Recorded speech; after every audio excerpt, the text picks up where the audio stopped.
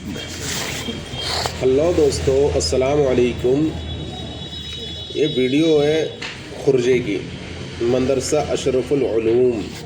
ये मुकालमा हुआ था एक हुकूकुल इबाद के ऊपर, वालिदैन और औलाद के हुकूक आपस में एक दूसरे के।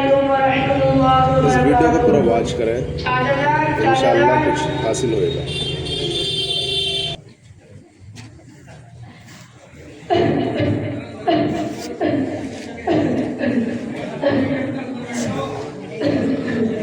हाँ बेटा, आपके घर अदालत से नोटिस आया है।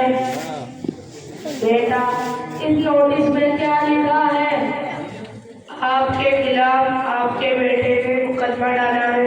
आपको अदालत में तारीख को हाजिर होना है। मेरे बेटे ने मुकदमा डाला है। हाँ, मेरा वकील।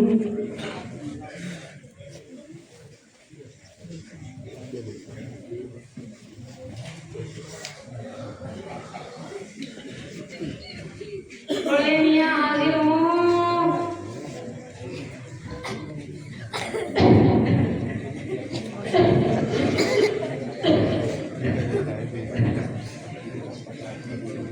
आपके बेटे की जो आपसे शिकायत है, आप क्या कहते हैं?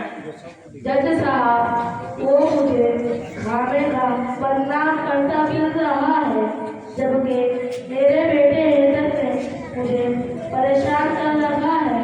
वो कमाता है और पैसा बर्बाद करता है, घर की जरा फिक्र नहीं करता है।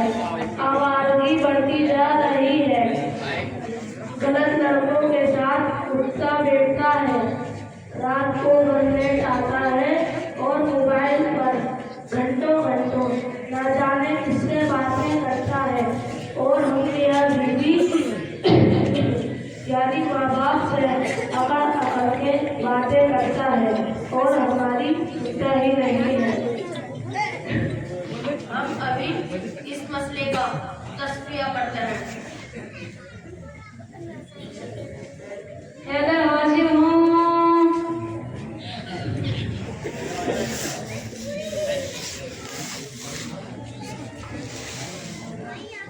क्या आपने अपने वालिदैन को ज्यादा परेशान कर रखा है और इनके साथ गुफ्तागू करते हो, जो बहुत सख्त गुनाह की बात है और कानूनी जुर्म भी है। जज साहब, क्या हमें भी अपनी सफाई में कुछ कहने का हक है? बिल्कुल, पूरा हक है। आप अपनी बात सच्चाई से रखें, अदालत गौर करेगी। जज साहब, इन माँ बाप के हुकूक तो हमें इमाम साहब भी बताते हैं। मैं पूछता हूँ, क्या हम बच्चों का इन वालिदैन पर कुछ हुकूक है? बेशक है। बच्चों का अच्छा नाम रखना, दीनी तालीम और अच्छी तरबियत करना, बालिग होने के बाद इनका निकाह करवाना, ये माँ बाप की जिम्मेदारी है। जो ठीक है, इन्होंने मेरा नाम अच्छा रख दिया, थोड़ी बहुत तालीम भी दिला दी, लेकिन मेरी शादी क्यों नहीं करा रहे हैं? मेरी उम्र 40 साल हो रही है। मैंने माँ से कई बार इशारा भी किया है, मुझे दहेज नहीं चाहिए, मुझे एक शरीफ सी लड़की चाहिए। जज साहब, जब से मेरे ये अब्बा पड़ोसी की बारात में गए हैं, वहाँ दहेज देखकर लालच की कश्ती में बैठ गए हैं। ये डर है, ये डूबेंगे या नहीं डूबेंगे, मुझे जरूर डुबा देंगे।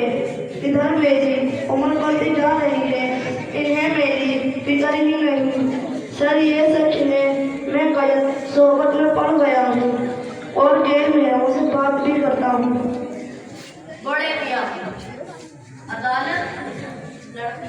बड़े मियां, आपने जो शिकायत की है, अदालत लड़के की बात सुनने के बाद इस नतीजे पर पहुंची कि इन हालात के जिम्मेदार आप खुद हैं। अगर आप वक्त पर बच्चों के निकाह को अंजाम दे देते तो आज आपको इस अदालत में जवाबदेही न होती। याद रखो, आपने शादी में ताख़ीर करके वो जुर्म अजीम किया है कि अगर हमारे अख्तियार में होता तो की अदालत अल्लाह की अदालत बाकी है, यहाँ एक एक करना नेकी और बदी का हिसाब दिया जाएगा। लिहाजा ये अदालत आपको रुक देती है, आप अपनी इज्जत की अल्लाह से तौबा करें और लड़के के निकाह का इंतजाम करें। जज साहब, आपने मेरी आंखें खोल दी। मुझे एहसास है कि अगर बारीक बच्चों का निकाह वक्त पर देता तो शायद मुझे दादा बनने का शर्फ हासिल होता। गोया मैंने लालच की तलवार से एक नस्ल कत्ल कर दी है। इस पुराने अजीब के लिए अल्लाह ताला से तौबा करता हूँ, बारी ताला मुझे माफ फरमाए। अब मैं कल ही जुम्मा भाई की लड़की का निकाह अपने बेटे हैदर से कराऊंगा और बिना दहेज के कराऊंगा। शादी सादगी से कराऊंगा, निकाह मस्जिद में पढ़ाऊंगा। आज के बाद मैं भी किसी गैर महरम से बात नहीं करूंगा और वक्त पर ही घर आऊंगा और आपको समाज में शर्मिंदा नहीं होने दूंगा। ठीक है बेटा। शुक्रिया जज साहब, शुक्रिया जज साहब। हमारी नसीहत याद रखना। उम्मीद है ये मजमा भी समझ गया। अस्सलामु अलैकुम व रहमतुल्लाहि व बरकातुहू। अस्सलामु अलैकुम व रहमतुल्लाहि व बरकातुहू। अस्सलामु अलैकुम व रहमतुल्लाहि व बरकातुहू। माशाअल्लाह, बहुत ही खूब ये मुकालमा पेश हुआ है। अस्सलामु अलैकुम व रहमतुल्लाहि व बरकातुहू। इस मुकालमे को लिखने वाले भी नाजिम साहब यानी कादिर साहब हैं, जो इस इदारे के नाजिम साहब हैं। इन्होंने इस मुकालमे को लिखा है और हकीकत में हम सब नियत भी करेंगे इंशाअल्लाह सन 2026 के अंदर यानी जो हमारे नौजवान नस्ल है और जो कुआरे हैं उनके इंशाअल्लाह ज़रूर निकाह करवाएंगे। हमने इंशाअल्लाह कोई भी सन 2027 में ऐसा नौजवान बाकी न रह जाए कि जो नौजवान हो उसका निकाह हो। करें इंशाअल्लाह। अल्लाह ताला हम सबको अमल करने की तौफीक अता फरमाए और इसी तरह से